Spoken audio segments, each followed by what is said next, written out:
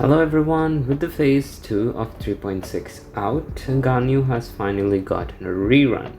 So here is a complete and updated guide on our lovely cryo queen Ganyu. Let's begin. Character overview. Ganyu is a charge attack focused hyper carry that uses melt or freeze reactions to her advantage to deal a lot of damage. Talents. Normal attack. She does 6 consecutive strikes with the bow that she wields to deal physical damage. Charge attack. Her charge attack is very powerful and in my opinion is one of the most powerfulest abilities in game.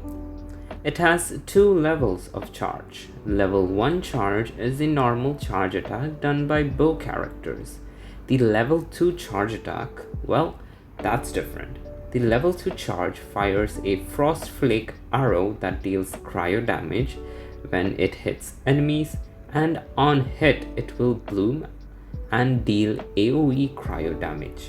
The scaling on her charge attack is also very high, so it is worth recommending that you crown this ability. The thing about her charge attack, level 2 charge attack, is that you can even fire it on the ground if you have a bad aim, and still it will bloom and do the bloom damage to the opponents nearby and deal AoE cryo damage. But of course you will lose like the first hit damage of the charge attack. Elemental skill. On cast, Ganyu will leave behind a ice lotus that will taunt enemies and deal cryo damage on casting as well as after exploding after a set duration of 6 seconds. The scaling on this ability is pretty decent, nothing that groundbreaking. Elemental burst, another decent ability in her kit. On cast, she will summon a levitating disco ball that she will throw in the air. Now, this levitating disco ball will now summon ice shards that will deal cryo damage to the enemies inside a set radius. Around 50 shots will be summoned, and one more thing to keep in mind about her burst is that it snapshots, so any buffs before casting Ganyu's burst will be throughout her burst. The damage on the ice shards are also again pretty decent, nothing that groundbreaking, and it has a 15-second duration with a 15-second cooldown. Fairly decent again. She has a 60 cost burst, which is easily attainable if you have like a Favonius wielder or 2 in your party comp, or maybe even a battery like Rosaria or Diona. Characters like these that can funnel Ganyu particles and provide to the team utility are a good options. But we'll get into her team comps later on in the video. Just keep in mind that her burst is also good. Don't neglect her burst. Ascension 1 passive. After she fires a level 2 charge attack, the next charge attack will have a 20% crit rate for 5 seconds. Ascension 4 passive. Any active character under Ganyu's burst will gain 20% cryo damage bonus. Now, this can be applied to Ganyu as well, but you don't really use Ganyu's burst when you're like playing a melt Ganyu. But if you're playing a freeze Ganyu, this passive is again very helpful. As for talent priority, you mainly want to level up her normal attack and her burst. For a melt Ganyu, the talent priority will be her normal attack. It's because if you raise her normal attack, the scaling on her charge attack will also increase. So her normal attack first, then her burst, and then her skill. If you're playing a freeze Ganyu, it will change a little bit, very little. The normal attack and her burst will gain equal importance because her burst, first of all, deals damage, and it also provides 20% cryo damage bonus for Ganyu. So leveling up her burst is also important. And then her skill. The skill, if you want, again, you can level it up, but I left it at level 1 because I did not have the resources for that. So it's up to you. Artifacts. Ganyu is a very easy character to build and is also very free to play friendly. And depending upon your playstyle and the way you want to use Ganyu, her builds will vary. There are mainly two variations of Ganyu, that is a freeze Ganyu and a melt Ganyu. The last one, that is very niche, that is a support Ganyu that you use like her burst and her skill and then swap off. That is a very niche option and it is not recommended as you will lose a lot of Ganyu's potential. First, let us talk about freeze Ganyu. For a freeze Ganyu, there is only one set that I would recommend and it would work the best. That is the Blizzard Strayer set. The Blizzard Strayer set is one of the best sets for a cryo DPS that relies on freeze. For a freeze Ganyu, you will be building again like generally any other freeze DPS, a little less crit rate usually, and build a lot more crit damage. Ganyu just gains a 20% crit rate from her Ascension 1 passive on the next or every other charge attack, 40% from the Blizzard Strayer set if the enemy is frozen, and 20% if the enemy is affected by cryo, and 15% from the resonance. So around 45 to 65% crit damage is obtained. So I recommend you build around 20 to 30% crit rate on her artifact substats and I believe you will be fine. Of course, if your Ganyu cannot crit, even if you have like so many sources of crit rate, try building a little more. For a melt variation of Ganyu, there are only two sets. One is the 4-piece Shimenava and one is the 4-piece Wanderer's Troop. Both of them are good options for a melt Ganyu. The Shimenava set will give you 18% attack and 50% charge attack bonus for 10 seconds, on the downside of taking 15 energy, which for a melt Ganyu is no big issue. I'll talk more about her playstyle in the playstyle section, okay, and why this is not a big issue. On the other hand, Wanderer's Troop will give you 80 elemental mastery, which is good for a multi Ganyu, and 35% charge attack bonus universal, like throughout her duration when she is on the field.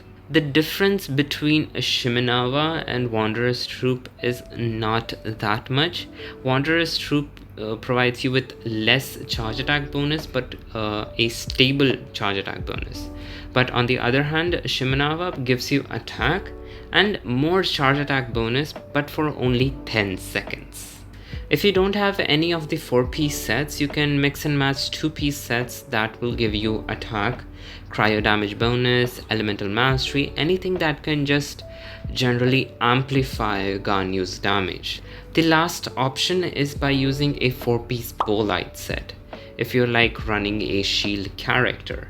It is not a bad option as it gives you 40% charge attack bonus and normal attack bonus if shielded. The 2-piece set again is not helpful for Ganyu, but the 4-piece set, like I said, gives 40% charge attack and normal attack bonus. If you have the 4-piece Bolite set, you can run that as well. As for a support Ganyu, 4-piece Emblem or 4-piece Noblesse is a good option. 4-piece Noblesse if you have no other Noblesse users, and if you do, just run 4-piece Emblem. It would like help her with her burst damage. Here for a support Ganyu, her main rules will be just elemental skill, then elemental burst, and then swap off. Talking about the main stats for each piece, for a melt Ganyu, the timepiece would be attack or elemental mastery. Elemental mastery because a melt Ganyu relies on a reaction called melt. So if you want to have more melt reaction, elemental mastery is viable. As for the goblets, cryo damage bonus, and the circlet, well, it depends actually of what you need more. Because if you are lacking on crit rate, you have to run crit rate. If you're lacking on crit damage, you have to run a crit damage. But generally a crit circlet. For the main stats for a freeze Ganyu, attack timepiece, cryo damage bonus goblet, and a crit damage circlet. The main stats for a support Ganyu, again for the timepiece we are going attack, elemental mastery and energy recharge, because support Ganyu needs to have a lot of energy recharge to spam her burst on cooldown. As for the goblets, again cry damage bonus, and then circlet is a crit rate circlet. For the substats for each piece, you mainly want to go for elemental mastery, crit rate and attack for a melts Ganyu, and for a freeze Ganyu, crit rate, attack and energy recharge. And if you're running a support Ganyu, substats would become energy recharge, attack and crit rate or crit damage.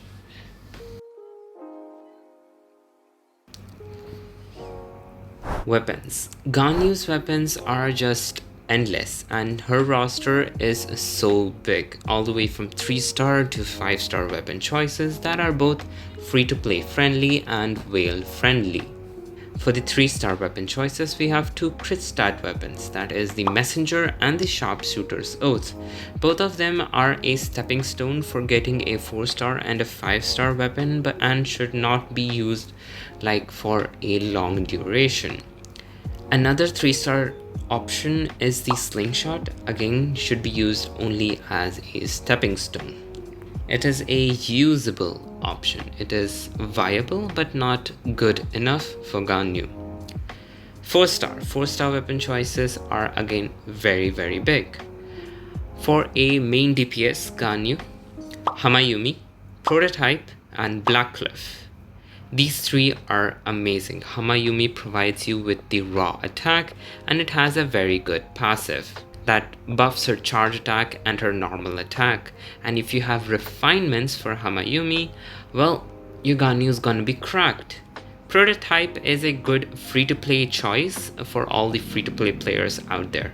And if you have like saved up a lot of star glitter, you can buy the Blackcliff, as it is a crit stat, but on the downside that it won't work well when you're fighting with bosses. For a support Ganyu that is like just there for us using her elemental skill and burst, or maybe even like a battery, her weapon choices would be reduced to sacrificial and favonius weapons. Both of them are good general weapon choices for a support. For a burst support Ganyu, we have 3 weapon choices: Moon's Moon, Alley Hunter and Stringless. All of them are very good options that you can run. For the 5-star weapon choices, again she has a big roster. Her Amos Bow is a good option, as it provides you with tons and tons of raw attack, and it has a good passive that synergizes a little bit with Ganyu's kit. But if you have an Aqua Simulacra lying around, it gives a lot of crit damage, and the passive on Aqua Simulacra is also not bad for Ganyu. So I recommend you first, if you have an Aqua Simulacra, run that instead of a Amos Bow, because 1, it gives you a lot of crit damage, 2, the passive on the weapon is also viable for Ganyu. Thunder Pulse and Polar Star, the crit stat weapons with high base attack, are a good option, but it is highly likely that you have a Thundering Pulse or a Polar Star lying around. If you don't have the Thundering Pulse or the Polar Star, the other options that you can run are a Skyward Harp. It is a crit stat and it has the highest base attack. It is generally good for a freeze Ganyu. If you manage to get the Hunter's Path, Tainari's bested slot weapon, it is a good option on Ganyu as well for a melt variation. If you're building a support Ganyu and need a 5-star support option, the Elegy of the End is an amazing choice, as it gives energy recharge for Ganyu and it gives elemental mastery for the entire team. Constellation C0 Ganyu is plenty for any player and is already very strong and is like able to clear the abyss with no problems. But if you are aiming for constellations, let us discuss what her constellation does. Constellation 1, it reduces the enemy's cryo resistance by 15% for 6 seconds when they are hit with a level 2 charge attack from Ganyu. Furthermore, every charge attack she does gives her 2 energy. This constellation is a good early constellation as it reduces the cryo resistance and solves her energy needs a little bit. Constellation 2. It is not a groundbreaking constellation, but it synergizes more with her Constellation 6. It gives her 2 charges of her elemental skill. Constellation 3. It gives her burst plus 3 levels. Constellation 4. It makes her burst in such a way that the enemies inside her elemental burst will take extra damage up to 25%. Constellation 5. It gives her skill plus 3 levels. And if you have Constellation 2 and then Constellation 3, you can do up to 2 instantaneous level 2 charge attacks on Ganyu. Overall, our constellations are not necessary, but our C1 is a good option if you're trying to aim for constellations. Playstyle. Talking about her playstyle, it is fairly simple. Support Ganyu is just using her skill, burst, and then swap off. And when the abilities of your other characters are on cooldown, you may weave in some charge attacks on Ganyu. C6 Ganyu is a different story, a little bit at least.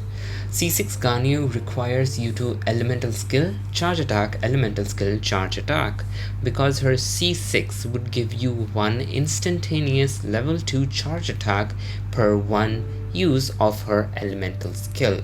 So her Constellation 2 will give her 2 uses of her elemental skill. So you can do elemental skill into a charge attack level 2, into her elemental skill into a charge attack level 2. And you can start her rotation like that. Melt Ganyu should be played in such a way that you are able to melt each and every charge attack on Ganyu, and the Pyro aura is on the enemy most of the duration. You may use supports like Kazuha, Bennett, Shangling, Zhongli if you want to buff her damage even more. Talking about how you can melt each and every charge attack on Ganyu, well, you can use the combination of Kazuha and Bennett. Bennett applies Pyro to Kazuha, and Kazuha's burst will be infused with Pyro and apply Pyro to the enemy. That is one way you can play. And the other way is by using a Bennett and Zhangling. Here Zhangling is the sub DPS who will do damage as well as apply Pyro to the enemy. This is another standard melt Ganyu. I'll talk about team comps in a minute. If you're running a melt Ganyu, a shielder is a must. A shielder can be anyone like Diona, Zhongli, maybe even Toma. Why you need a shielder? It's pretty obvious, because whenever she's charge attacking, she shouldn't be interrupted. Another point in melt comp is that you don't want to use Ganyu's burst, because it might steal some of her charge attack melts, and it doesn't help you proc the passives of certain artifacts like Shimenawa, and it doesn't synergize so well with weapons passives like Hamayumi. So what you want to do is don't use her elemental burst if you're playing a melt Ganyu. Freeze Ganyu is a different story altogether. Freeze Ganyu has a little simpler playstyle.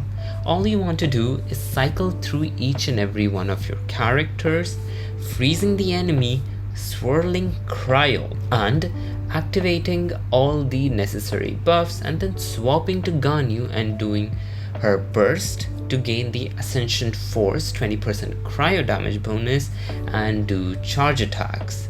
Freezing will make sure that the enemy doesn't move, and swirling with Kazuha would shred and buff cryo.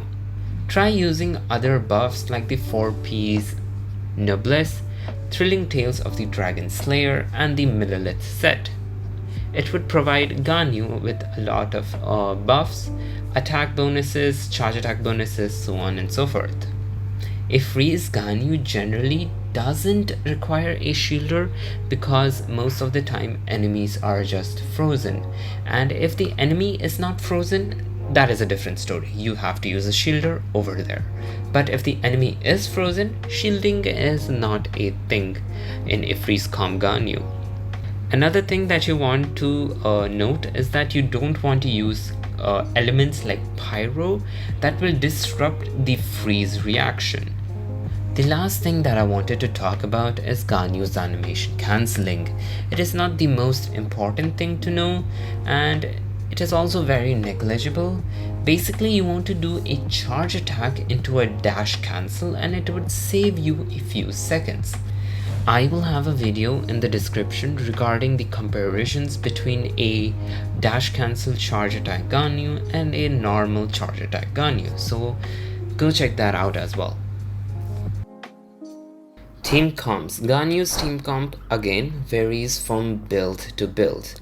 There are mainly two categories of Ganyu's team comps, a melt Ganyu comp or a freeze Ganyu comp. A melt Ganyu comp would have a skeleton structure as follows. Ganyu paired with a pyro applicator that works well with her, plus a support or a buffer and then a shielder. One such variation of this comp is Ganyu being paired with Xiangling, Bennett, and Zhongli. Xiangling is more of an offensive choice where she's gonna be applying pyro and dealing damage at the same time. Bennett here is a support that will buff both Xiangling and Ganyu as well as be a battery for Xiangling. Zhongli is there for shielding and shred. The second variation is Ganyu being paired with Kazuha. Ganyu, Kazuha, Bennett, and Zhongli.